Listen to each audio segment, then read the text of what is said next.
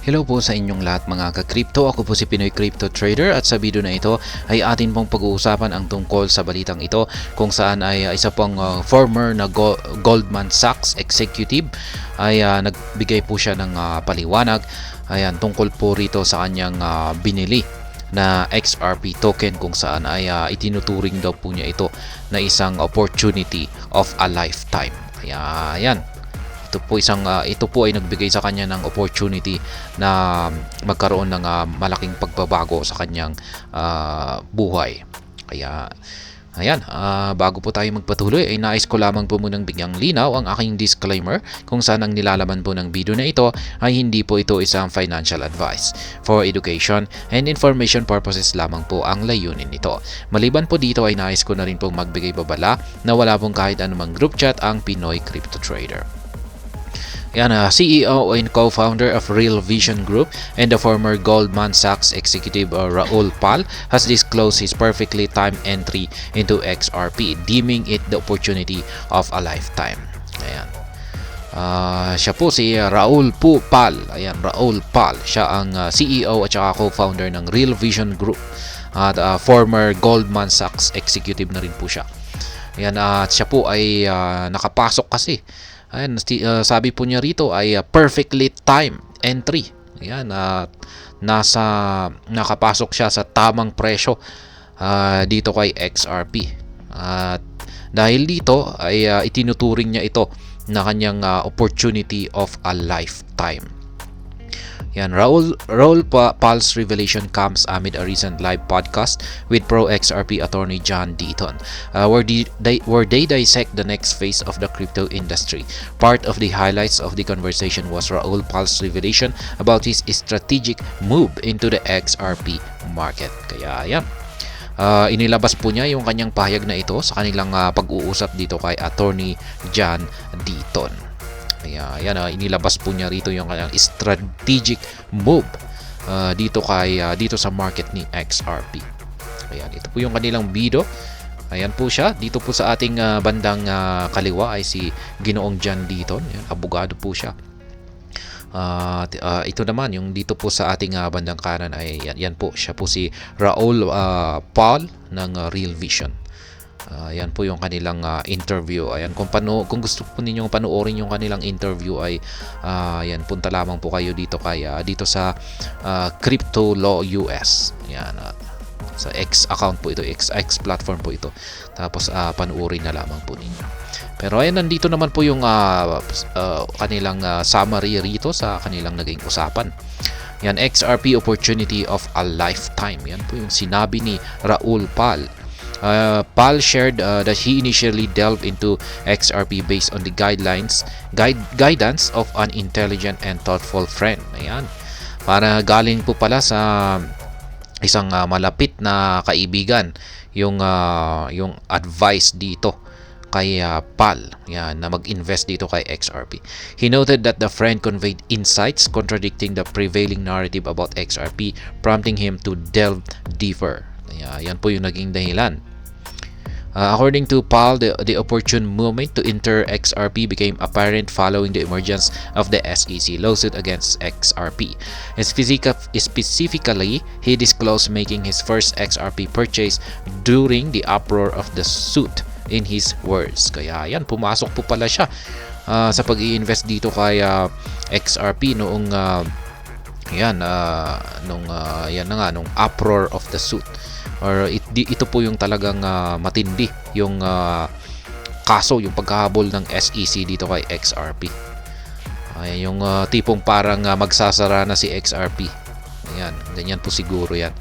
Kaya talagang pag ganyan po talaga yung sitwasyon ni XRP noon ay talagang todo bagsak talaga ito kasi nagsialisa na, natakot na talaga lahat ng mga investment kasi ang akala nila ay mapapasara na ng SEC ang XRP. Kaya talagang sobrang baba ng presyo dyan. At dyan po siya pumasok. Talagang murang-mura talaga yung presyo ng XRP dyan. When the court case came out, that's when I bought XRP. When you see something like that, it's okay. Now the price has been massively discounted. Kaya yun nga lang kasi noon. Kasi naabutan ko na rin po ito talagang yung nagdulot kasi ng takot dito ay maraming nagsasabi na magsasara na raw ang Ripple. Ayan, magko-collapse na. Kaya talagang nagsisialisan talaga yung mga investors, mga holders dito. Ayan. Kaya sino ba naman yung sobrang takot talaga. Kaya matatakot ka talaga roon noon kung ikaw ay isang malaking investor dito kay XRP. Kaya yan, pero murang-mura. Talagang bagsak presyo. Sabi nga rito ni PAL ay massively discounted. Yan, hindi po siya natakot. Pero yan, yung mga may kayang mag-invest lang dito ay yung you can afford to lose. Ayan, invest what you can afford to lose. Kung pag matalo sila or mawala yung kanilang investment ay ayos lang. Kaya yan, sila po yung talagang nanatili rito. At ayan, ngayon naman ay yan nga, nagkaroon naman po ito ng malaking moreover, PAL highlighted that many individuals had exited the XRP market amid the suit. He described the situation as a lifetime opportunity. Motivated by this perspective, the investor noted that he has held onto his XRP portfolio ever since. Kaya yan na rin yung aking sinabi kanina na talagang maraming mga XRP market maraming mga investors ang talagang nagsialisan dito kay XRP. Yan, pero pagdating sa kanya ay talagang hinold talaga niya ang kanyang XRP na binili or XRP portfolio. Yeah, we know it's a real thing. Half the people have been shut out of the market. This is the opportunity of a lifetime, so that when I bought it, I've held it ever since. Yan, explained PAL. Yan, talagang yan po talaga ang yan nga yung meron tayong weak hands at saka strong hands. Yan. Kaya itong si PAL, Ginoong PAL ay isa po siya sa mga investors na magandang halimbawa na matatawag nating may strong hands. Yan, alin ka po dyan? Meron ka bang weak hands dyan or strong hands ka ba? Kaya yan. Bought XRP like Solana during the crisis. Furthermore, PAL highlighted purchasing XRP for the same reason he acquired Solana during a crisis when prices plummeted. He said the decision was based on recognizing a vibrant community engaged in real use cases on the blockchain. Ayan, maging kay Solana ay nakabili na rin po siya. Ang galing po talagang tumiming itong si Raul Paul, Ginoong PAL. Yan, Ginoong Raul PAL. It's not kind of ghost use, it's real use, in which case it is time to put your capital at work. Simple as that. Yan, ganyan lamang daw po kasimple. Deaton agrees. Pro XRP lawyer John Deaton echoed PAL's sentiments. He drew a parallel to his experience with Bitcoin, citing the JP Morgan chairman's infamous remark calling Bitcoin a fraud. Deaton recalled buying more Bitcoin that day. Jamie Dimon made the negative proclamation about Bitcoin. Ayan, nandyan na naman si Jamie Dimon. Ayan, talagang critics po ito. Matagal na po talaga itong critics. Noon pa yan. Kaya, ayan, pero yung ginagawa po ng karamihan, kung pag naglalabas po ng balita, yung itong si Jamie Dimon, ay naglalabas po siya ng kanyang statement. Yung ginagawa po ng karamihan ay mas lalong bumibili sila ng Bitcoin. Yan, kasi nagkakaroon po ng kabaliktaran na impact itong yung mga statement ni Jamie Dimon na ito. Saka na maglalabas siya ng statement ay sasabog or aangat yung market price ni Bitcoin.